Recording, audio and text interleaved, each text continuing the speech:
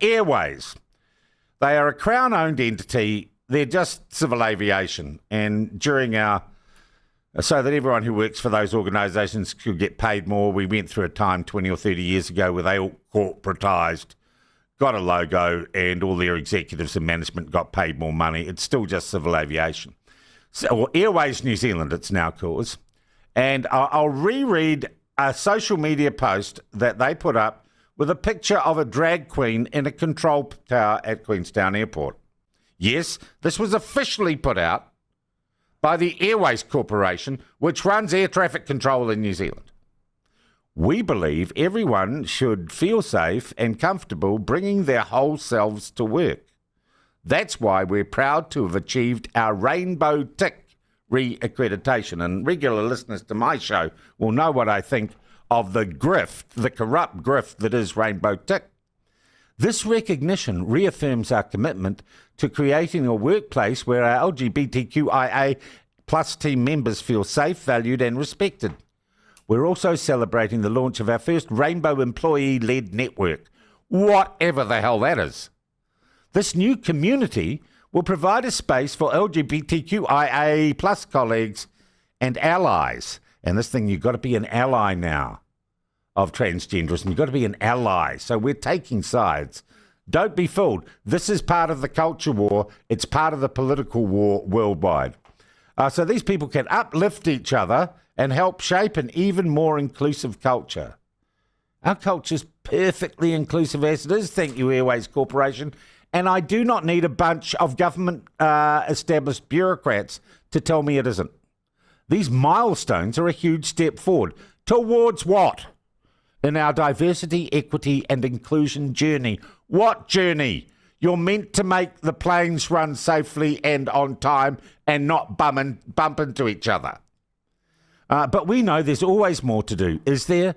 We're committed to continuously improving and making our workplace truly inclusive for all, where in fact you're required to do so under pre-existing statutes of Parliament and laws of the land.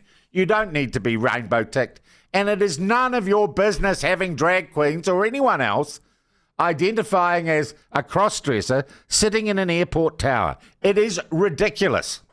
It is a waste of public funds, and it means and signifies nothing except you are part of a political revolution that is setting about to pull down existing power structures and existing ways of living our lives.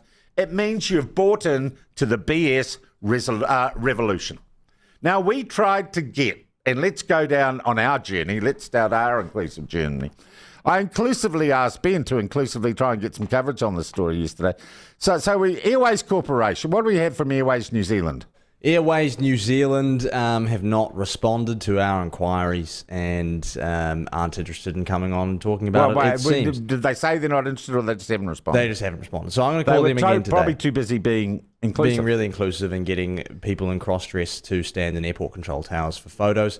But we also tried some members of the government because, Airways New Zealand is a state-owned. It's a Crown-owned enterprise or something. Exactly. And so nothing.